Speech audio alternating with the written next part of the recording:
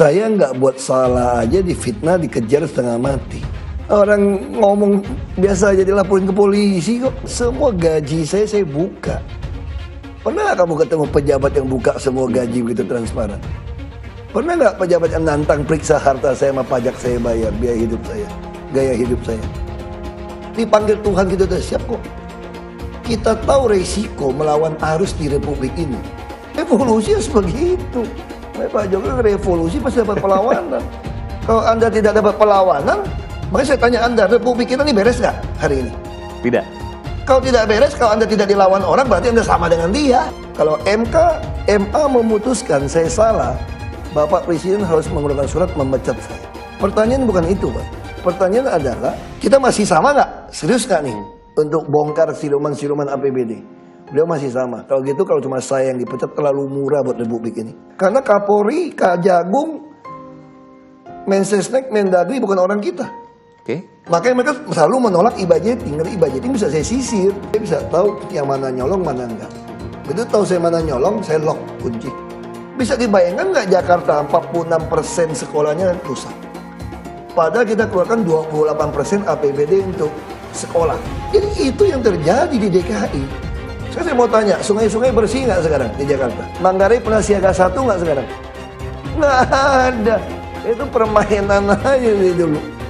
Mana ada? Oh, kemarin juga nggak bakalan banjir istana kalau PLN nggak matiin lampu 2 jam.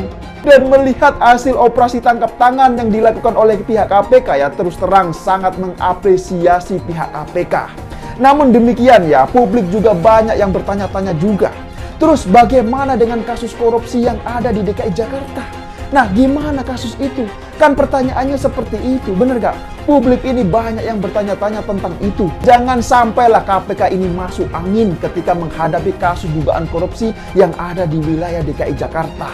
Ya, jangan lagi cuma bernarasi, kami sedang memonitoring, kami sedang mencium, kami sedang mengendus, dan kami sedang mendalami.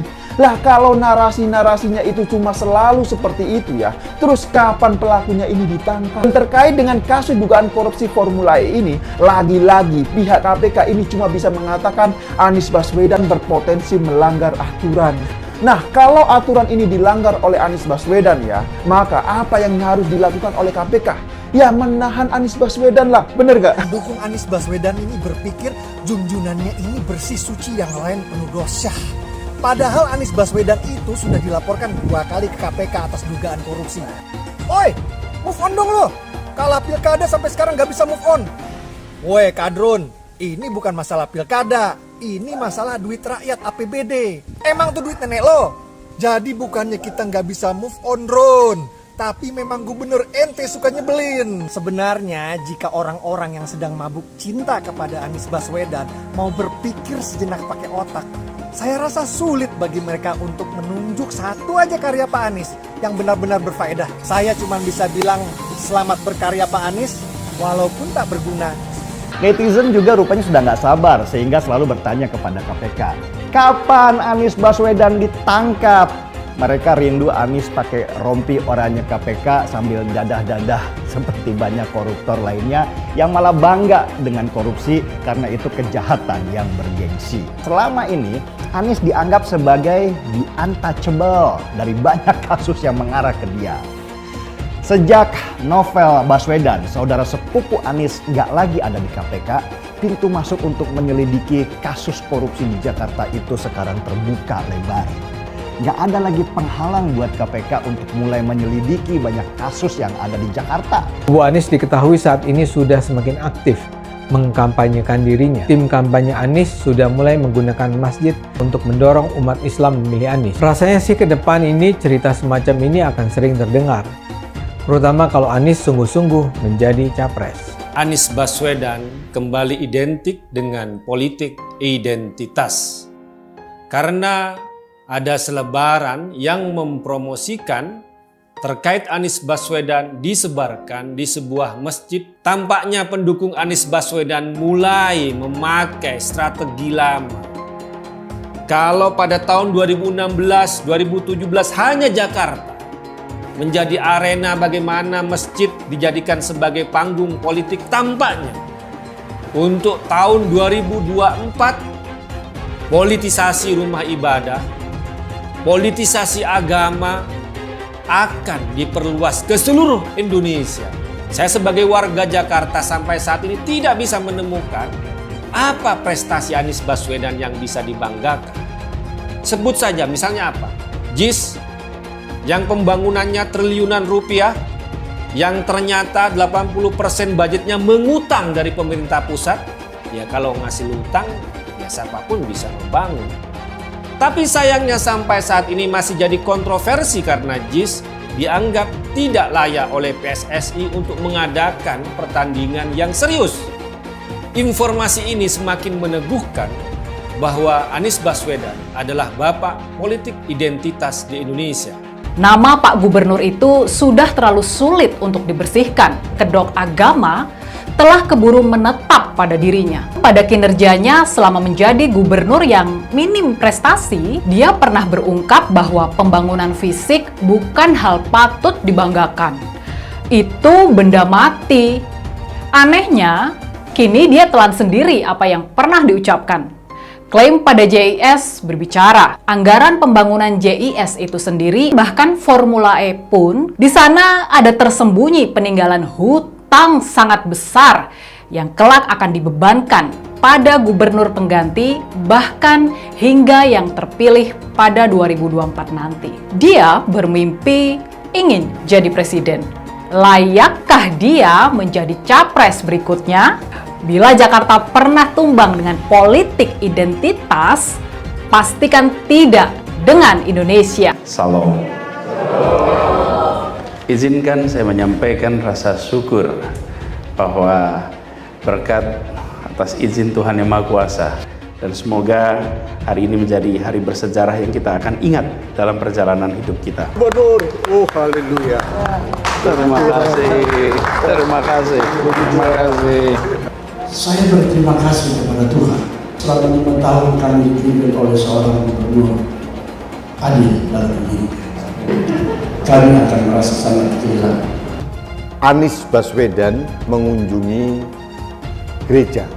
Yang membuat saya aneh itu justru pernyataan dari pendeta dari gereja yang bersangkutan. Malah menobatkan Anies Baswedan sebagai bapak kesetaraan. Tidak layak seorang Anies menyandang gelar bapak kesetaraan. Jangan Pak Pendeta ini mencoba menyesatkan masyarakat, mencoba memanipulasi sejarah. Jangan yang hitam dikatakan putih Pak Pendeta. Tentu saja, kasus dugaan korupsi Formula E melibatkan Anies. Ada alasan mengapa KPK harus memanggil dan menanyai Anies. Anies dalam berita korupsi itu oleh mereka dianggap sebagai pembangunan citra negatif bagi Anies. Belumlah, Anies sedang bersiap untuk maju sebagai capres untuk Pilpres 2024. Kalau Anies ini nggak masuk kali ini, ya sudah, mending KPK aja yang dibubarin, karena nggak mampu menahan seorang Anies Baswedan. Di mana-mana yang namanya calon koruptor ketika dipanggil oleh KPK, dia itu nggak pernah mengklaim bahwa dirinya sedang membantu KPK. Nggak pernah gitu. Cuma Anies yang bisa begitu membantu KPK dengan cara masuk ke dalam penjara. Diundang untuk membantu, kami pun hadir. Untuk membantu menjalankan apa yang dibutuhkan oleh KPK. Isu yang sedang didalami akan bisa menjadi terang benderang dan memudahkan dalam KPK menjalankan tugas. Bapak Ibu, saudara-saudaraku, akhir-akhir ini ramai sekali ceramah seorang yang melarang kita untuk berteman dengan orang dari agama lain. Sudah 77 tahun negara Kesatuan Republik Indonesia merdeka. Bisa-bisanya masih ada ungkapan yang keluar seperti ini. Saya ingatkan, jangan ada lagi politik identitas. Jangan ada lagi politisasi agama. Hukum harus ditegakkan seadil-adilnya tanpa pandang bulu. Dilarang memilih pemimpin non-muslim, memilih pemimpin yang seiman, memenangkan Anies Baswedan sebagai gubernur. Memilih bukan mempertimbangkan kualitas orangnya, kemampuan orangnya.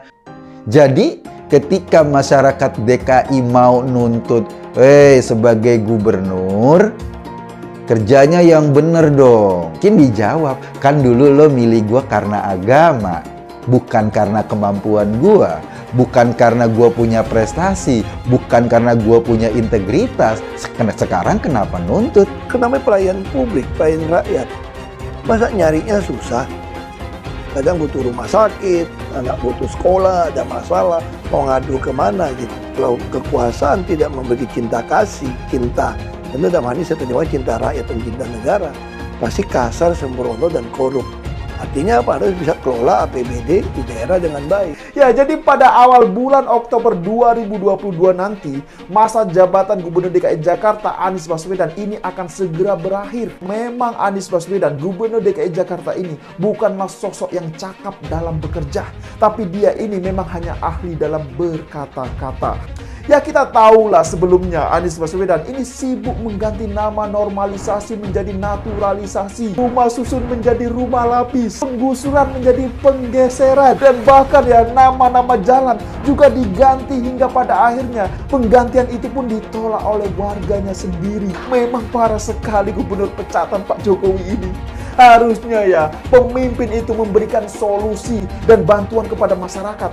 Lah kok ini malah menambah beban dan masalah coba. Ya tapi begitulah namanya juga gubernur hasil politisasi agama. Gubernur yang dipilih oleh pengasong politik identitas. Jadi ya wajarlah jika tidak bisa bekerja, bener kan? Ya teruslah bekerja walau tak berguna. Jujur saja ya, saya jadi bertanya-tanya, apakah semua kejadian ini adab atau karma? Penjajahan di depan mata itu di Jakarta. Kita semua pribumi ditindas, kini saatnya kita menjadi tuan rumah di negeri sendiri. Saya bilang, Nis, ente nggak bisa jadi presiden. Kenapa? Karena presiden adalah orang Indonesia asli, saya bilang. Anies Baswedan belakangan ini tampil sebagai sosok toleran yang menghargai keberagaman. Mereka yang baru saja mengenal Anies mungkin akan dengan mudah terpesona dengan kata-kata dan langkah Anies. Kalau sekarang dia bicara soal persaudaraan antar umat, saya yakin dia tidak sungguh-sungguh meyakininya. Percaya? Saya sih nggak percaya. Anies memang sangat pintar merangkai kata-kata. Kita tak perlu percaya bahwa Anies adalah sosok pembela pluralisme dan toleransi. Ini loh pejabat A kelakuannya ini, bohongnya ini, B ini, ada sebarin, pusing. Sebagai orang beriman, jabatan itu amanah Tuhan. Tapi kamu lakukan melanggar aturan Tuhan untuk mendapatkan jabatan itu. Berarti jabatan bukan amanah Tuhan, amanah hantu. Rakyat yang butuh pejabat yang jujur gitu. Terus saya tanya, kenapa mau pilih saya? Nah, kamu jujur. Nah, sama kayak korupsi gitu kan. Ketahuan arus orang marah-marah nggak kepilih, ya sudah. Kan saya kan cuma 2 aja, bukan minyak babi ya, asing-asing, Cina lah, kafir lah. Lo mau tahu nggak sumur resapan yang ngabisin anggaran beratus miliar itu meresap air agar masuk ke dalam bumi sesuai dengan sunatullah. Tetapi ternyata sumur ini tidak meresap air, malah airnya itu menggenang di sumur-sumur itu. Sumur resapan itu sekarang harus disiapin pompa untuk menguras air di sumur resapan. Kalaupun dia harus makan babi sepanjang jadi presiden, mungkin akan dilakukan. Bapak politik identitas Indonesia Anies Baswedan, Bapak intoleransi Indonesia Anies Baswedan. Jangan lupakan, jangan terlena, jangan sampai dia pecahkan kita dengan dagangan ayat dan mayatnya. Air itu turun dari langit, turunnya ke atap rumah langsung sumur bor, bukan ke sungai dan ke laut. Jangan sampai Indonesia jatuh ke tangan pembohong. Jangan sampai Indonesia jatuh ke tangan Anies Baswedan. Anies Baswedan pasti akan mempertanggungjawabkan segala perbuatannya. Perbuatan kelebihan dana, kelebihan anggaran, kelebihan bayar. Di semua proyek-proyek Pemprov DKI dan semua kroni-kroni dan kroco-kroco Anies Baswedan juga akan mempertanggungjawabkan semua perbuatannya. Dan ya pastikan itu sebelum Pilpres 2024. Apalagi sekarang JIS ini, kayaknya pastikan itu juga pasti ada kelebihan bayar. Pasti ada koruptornya di situ. Tinggal KPK menyelidiki anggaran yang ada di JIS. Dan habis itu baru hajarlah formula E. Kamu mau panggil saya hadap Tuhan Allah pun yang benar gua hadapin. Apalagi cuma BPK. tenang, kalau BPK sudah periksa, nyatakan tidak ada kerugian, aman lah kita. Ada oknum BPK masuk penjara tuh DKI itu. Katakan cuma salah bayar atau kelebihan bayar mungkin ya. Jadi kalau saya, pasti ada proses. Kalau BPK menyatakan tidak ada kerugian negara, aman Anda. Anda mungkin benar, kalau ada oknum BPK nyatakan Anda salah, selesai Anda. Kalau orang dulu mempersoalkan KPK mesti direvisi undang-undangnya, saya kira BPK yang harus direvisi undang-undangnya juga. Ini sebenarnya kasus korupsi. Kelebihan bayar ini sebenarnya ya, kalau secara hukum saya melihatnya ini sebenarnya bisa jadi kasus korupsi gitu. DKI yang kita harapkan, Anies Baswedan yang begitu jelas Islamnya, 4 tahun 8 bulan jadi gubernur. Mana peraturan pergub saja yang melarang migrasi? Mana perda Islam apalagi? Yang akhirnya tidak berani juga menegakkan hukum Islam. Banjir tetap banjir, macet tetap macet, kriminalitas Jakarta. Anda tahu, 2 menit sekali terjadi pencurian. Sekarang orang sedang euforia, dia mau dicapreskan. Bagaimana umat terjebak lagi, bodoh lagi, masuk lagi. Kalau misalnya memang Anies itu mau maju dan dia tekad mau menegakkan hukum Islam dan menyatakan perlawanan, saya penuh.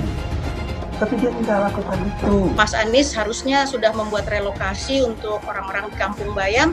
Sampai hari ini belum juga. Banyak juga yang udah kita omongin, kita minta gitu ya, belum dijalanin juga gitu. Jangan hanya konsentrasi pada pembangunan benda-benda mati yang indah difoto dan bisa ditunjukkan dalam 5 tahun hasilnya. Kalau kita mau menilai sebuah janji, maka lihat janjinya, lalu lihat kenyataannya. Dulu janjinya apa ya? Jangan panik kalau lawan itu punya terobosan. Tawarkan yang lebih baik. Jadi saya memang tidak sedang dalam proses menuju calon wakil presiden, Mas. Saya sedang mengikuti proses untuk menjadi calon presiden dan saya akan konsentrasi ke situ sampai proses ini selesai. Soal presiden bukan soal cita-cita, ini soal misi. Dan untuk soal misi, saya katakan siap, saya akan jalani misi ini. Dan ini melawan sunnatullah. Kenapa? Air itu turun dari langit ke bumi, bukan ke laut. Harusnya dimasukkan ke dalam bumi, masukkan tanah. Di seluruh dunia air jatuh itu dimasukkan ke tanah. Bukan dialirkan pakai gorong-gorong raksasa ke laut. Jakarta telah mengambil keputusan yang fatal. Bukan banjir, itu memang parkir air. Bukan banjir, itu memang parkir air. Masyarakat berkeliling dengan membawa toa untuk memberitahu semuanya, termasuk sirine. iBond 82 miliar. Apa alat transportasi yang dimiliki oleh hampir setiap orang? Alat transportasi yang dimiliki semua orang adalah kaki. Kalau seandainya orang Jakarta percaya Pak Anies jadi gubernur pun, saya berani jamin kok dia akan lakukan normalisasi yang sama seperti saya lakukan kok. Gak usah bohong lah. Ketika air sampai di muara, maka siap untuk dipompa ke laut. Iblis hanya menggoda orang yang beriman. Makanya jarang-jarang orang kafir kerasukan setan. Yang kerasukan setan itu orang baik-baik. Jarang, saya belum pernah nengok Cina kerasukan setan. Pernah tak Ahok itu kerasukan setan? Enggak, setannya juga. Karena sesama setan dilarang saling menggoda. Karena di salib itu ada jin kafir. Haleluya. Kepalanya ke kiri apa ke kanan?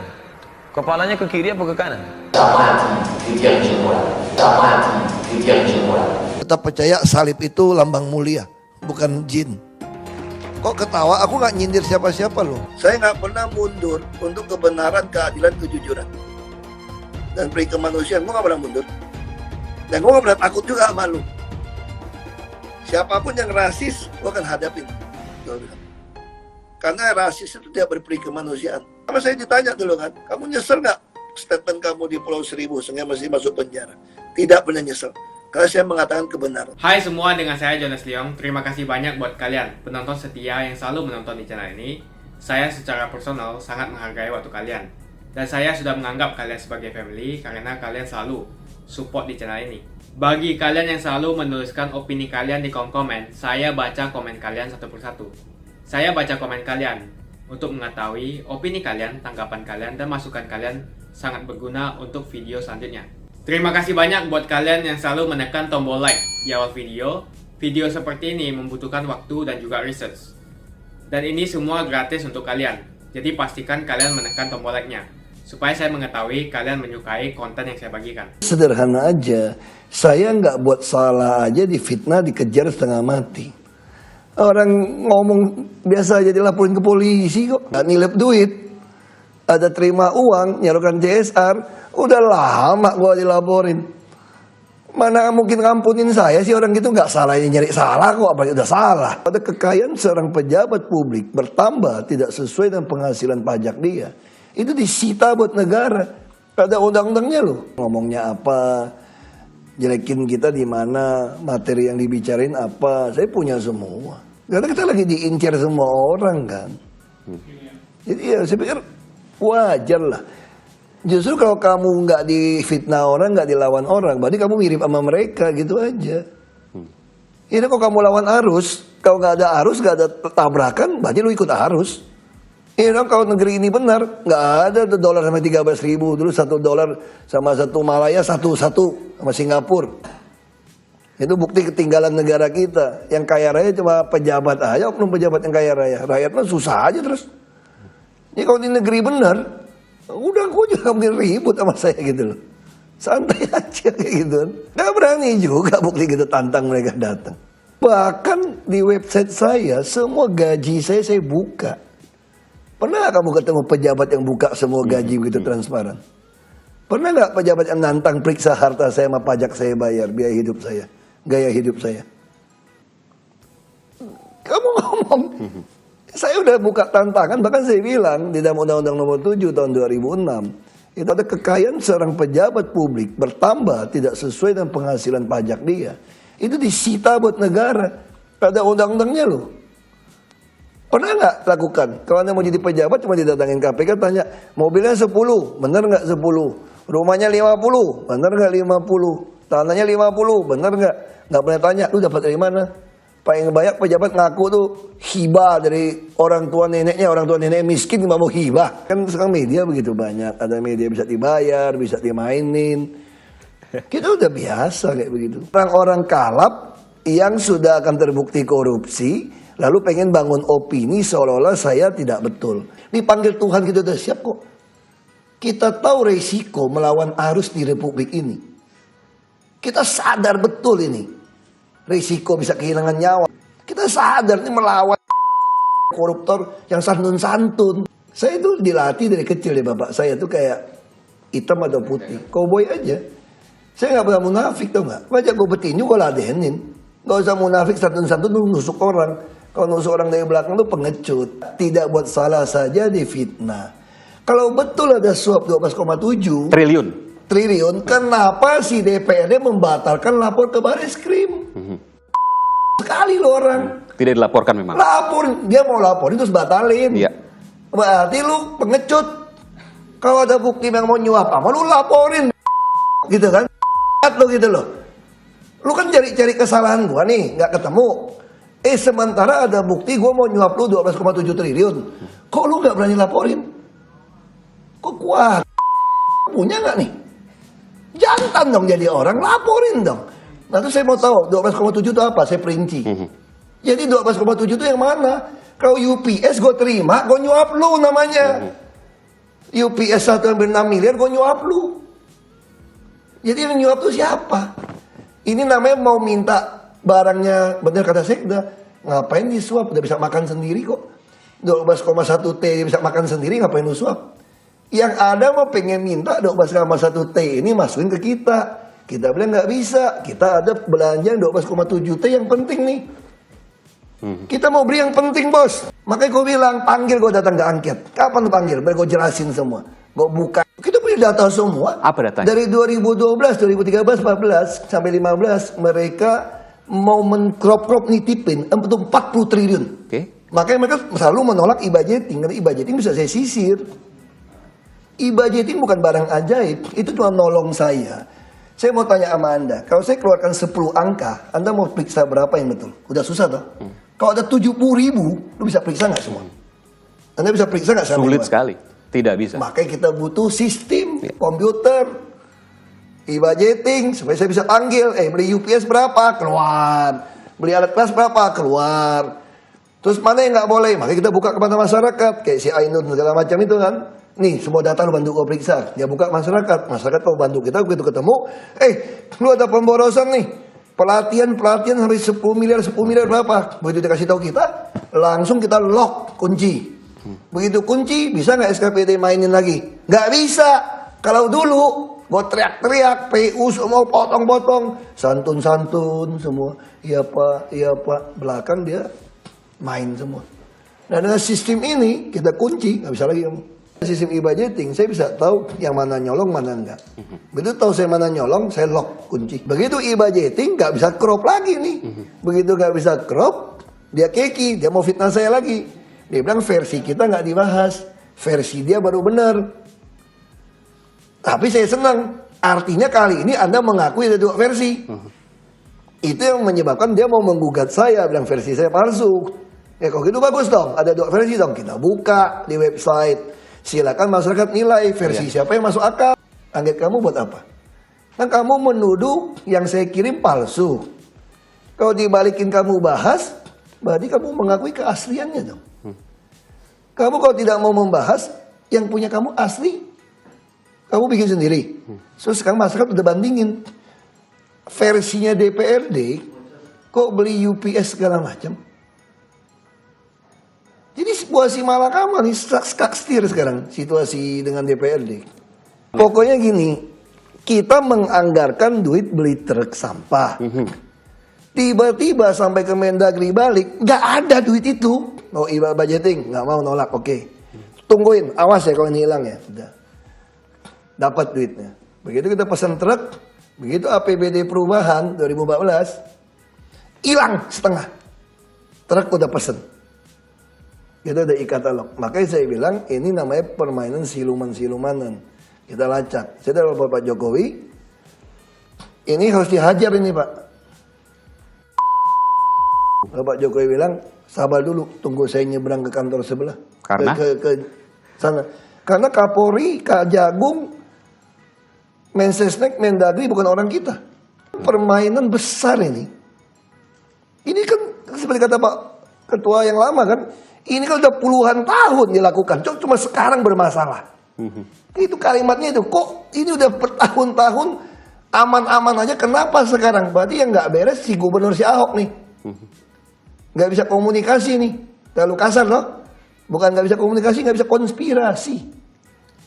Bukan nggak bisa komunikasi. Katanya presiden kok, sekarang gimana Pak? Kita terusin nggak nih Pak? Untuk transformasi Indonesia ini, anggaran. Beliau tanya, ya harus terus dong. Tapi risikonya apa? Risiko saya dipecat dan dipidana, Pak. Pak Jokowi bilang apa? Beliau tanya, bisa nggak saya tidak mau keluarkan surat tidak mecat Anda? Saya bilang tidak bisa. Kalau MA memutuskan saya salah, Bapak Presiden harus mengeluarkan surat memecat saya. Pertanyaan bukan itu, Pak. Pertanyaan adalah, kita masih sama nggak? Serius nggak nih? Untuk bongkar siluman-siluman APBD? Beliau masih sama. Kalau gitu, kalau cuma saya yang dipecat, terlalu murah buat Republik ini. Terlalu murah. Saya harus mati pun terlalu murah kalau cuma saya mati, supaya untuk mentransformasi seluruh APBD. Terlalu murah. Harga saya itu terlalu murah untuk lakukan transformasi ini. Lalu beliau bilang, ya udah kita terus. Terus saya candain, saya nggak ngelamar jadi menteri lah kalau dipecat udah di penjara nanti. Gue minta jadi kabulok, gue beresin harga beras murah, gue bilang. Gue bilang gitu ya, Mas. Pak Jokowi.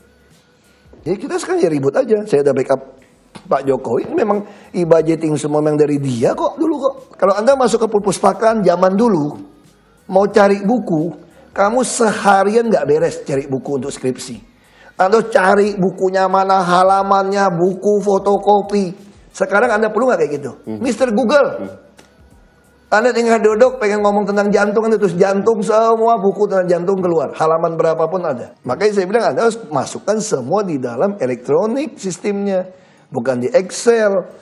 Kalau nggak, Anda nggak bisa panggil dong. Anda pengen tahu sekarang. Berapa beli gula pasir? Seluruh unit. Kantor lurah itu 267. Gula pasir sepanjang 12 bulan. Berapa beli air? Beli apa? Kamu bisa tahu nggak? Mau pelototin, bongkar buku. Wajar nggak Anda beli buku, Pesan online saja cuma 45.000 satu buku, di sini 150.000. Pesan online sampai di rumah dikirim 45.000. Bagaimana Anda bisa lelang yang menang 150.000 per buku? Nah itu Anda bisa tahu dari mana? Ya elektronik budgeting baru bisa Anda. Kalau tidak dimasukkan dalam sistem elektronik, Anda nggak bisa dapat. Itu yang terjadi. Jadi intinya ini sebetulnya pemerasan tanda kutip. Oke. Kalau Anda tidak mau masukkan versi saya tidak mau sahkan APBD Anda. Ya gitu aja sederhana toh. Makanya mereka marah. Tapi marahnya itu akhirnya kejebak sendiri. Mereka berpikir pintar. Kalau gitu fitnah aja. Si gubernur membuat APBD palsu tanpa persetujuan mereka. Yang asli ini loh. Nah ini kena. Dulu mereka nggak pernah mengakui ada APBD versi mereka. Karena dia paksa ketikin. Nah sekarang dia harus mengakui. Begitu dia mengakui mau mendaftarkan saya ke polisi bahwa saya memalsukan APBD, justru disitulah dia menyatakan ada 2 APBD tanpa sengaja sebetulnya. Nah kalau Anda punya 2 APBD, saya buka aja ke masyarakat. Silakan Anda nilai mana yang lebih masuk akal. APBD versi DPRD apa versi saya? Saya yang nipu apa dia yang nipu? Bisa dibayangkan nggak Jakarta 46% sekolahnya rusak. Padahal kita keluarkan 28% APBD untuk sekolah. Betul nggak untuk sekolah? Benar. UPS yang 5,2 miliar, scanner 3 miliar, komputer 2,5 miliar, beli buku sekian miliar. Per unit itu ya? Iya. Jadi itu yang terjadi di DKI. Nah kalau Anda nggak mau melawan ya nggak lucu. Justru sekarang saya berhasil. Saya mau bikin DPRD ini ngamuk nih. Supaya dia nggak kebagian rezeki. Lalu dia marah besar. Semua pengeluaran uang yang ada di Pemprov DKI diplototin semua sekarang. Dikritik habis. Sip, lu jadi auditor gua sesuai fungsi lu digaji. Terus siapa yang diawasin? Kerja anak buah gua yang gitu 72.000. Kamu aja gak bisa ngawasin anak kamu main game kadang-kadang. Kalau Anda pulang 72.000 pegawai, honorer 30.000. Siapa yang ngawasin? Maka ada DPRD, ada auditor. Nah sekarang bagus nih. Yang 72.000 ini diplototin semua nih. Nah lu kalau mau main, gue bilang LSM awasin semua deh. Kenapa saya berani? Saya baru takut kalau gue terima setoran. Mana setoran buat gubernur nih? Baru gue takut. Kalau ini lu awasin, lu jadi auditor gratis saya. Paham nggak nih sekarang? Lu awasin deh, kasih tahu gue siapa yang maling, siapa yang nyolong, kasih tahu saya, cepat. Saya langsung pecat. Kecuali saya terima setoran, takut saya. Sekarang saya mau tanya, sungai-sungai bersih nggak sekarang di Jakarta? Sungai-sungai mana yang tumpuk sampah lagi? Oh, tonggonya Manggarai. Manggarai ada sampah lagi nggak sekarang Jakarta? Kasih tahu saya. Manggarai pernah siaga 1 nggak sekarang? Nggak ada. Itu permainan aja dulu. Mana ada? Oh kemarin juga nggak bakalan banjir istana kalau PLN nggak matiin lampu 2 jam. Mana ada? Sekarang Anda mau kartu lampa mau kirim air, kirim sini. Saya tungguin Jakarta. Anda mau kirim air, kirim sini. Mana siaga 1? Kirim sini airnya. Sekarang hujan-hujan besar ada nggak genangan-genangan gitu cepat? Hilang. Gotnya semua beres kok. Revolusi harus begitu. Pak Jokowi revolusi pasti dapat perlawanan. Kalau Anda tidak dapat perlawanan, makanya saya tanya Anda, Republik kita ini beres nggak hari ini? Tidak. Kalau tidak beres, kalau Anda tidak dilawan orang, berarti Anda sama dengan dia. Hai teman-teman, kalian tahu tidak? Saat ini kita dengan gampangnya bisa memiliki saham global seperti perusahaan Google, Apple, Facebook, dan lainnya. Kalian tinggal klik link di kolom deskripsi, lalu lakukan registrasi. Dan Anda semua berkesempatan untuk langsung mendapatkan welcome bonus. Kalian akan diberikan 1 saham gratis secara acak sebagai welcome bonus. Seperti saham Tesla, Apple, Facebook, atau saham dunia lainnya. Menarik bukan? Cukup 1 klik, kamu bisa investasi dengan mudah tanpa ribet. Tanpa dikenakan fee atau komisi. Cocok untuk investor pemula. Canggih dan gampang kan? Yuk daftar hari ini sebelum promo welcome bonus ditutup. Kenapa investasi di saham global? Karena jika kita lihat kenaikan saham global di tahun belakangan sangatlah fantastis dan mempunyai peluang yang sangat bagus ke depannya. Kalian juga berkesempatan untuk mendapatkan saham yang nilainya hingga $1.000 atau 15 juta rupiah. Registrasi dengan menekan link di kolom deskripsi untuk mendapatkan welcome bonus dan saham gratismu. Sebelum saya tutup, jangan lupa like video ini. Cuma deposit, kalian sudah bisa langsung mendapatkan cuan. Ajak teman-temanmu untuk berinvestasi di saham Amerika karena peluang dan potensi yang sangat bagus berinvestasi di saham yang berskala global. Makasih banyak buat kalian yang nggak skip dan nonton video ini sampai habis. Saya secara personal sangat menghargai waktu kalian. Makasih banyak buat kalian yang sudah tekan tombol subscribe dan makasih banyak buat kalian yang sudah tekan tombol loncengnya. Jangan lupa bagikan informasi ini ke teman atau family Anda. Mungkin teman atau family Anda membutuhkan investasi ini. Oke guys, sekian dulu dari saya. Jangan lupa follow Instagram saya di @johannesleongofficial untuk kata-kata motivasi setiap harinya. Bagi kalian yang termotivasi nonton video ini, ayo like video ini dan subscribe di channel ini. Dan buat kalian yang sudah subscribe di channel ini, jangan lupa tekan tombol loncengnya supaya kalian mendapatkan notifikasi setiap kali saya upload video.